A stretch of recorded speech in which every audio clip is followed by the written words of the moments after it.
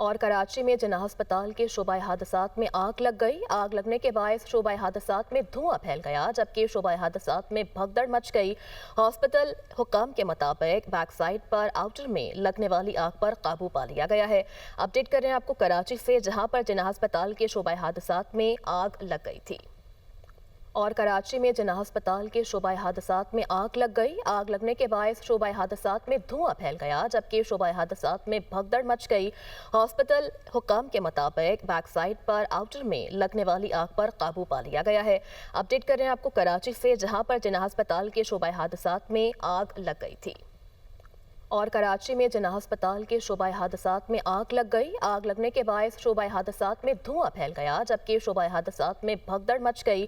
Hospital حکام کے مطابق بیک سائڈ پر آؤٹر میں لگنے والی آگ پر قابو پا لیا گیا ہے۔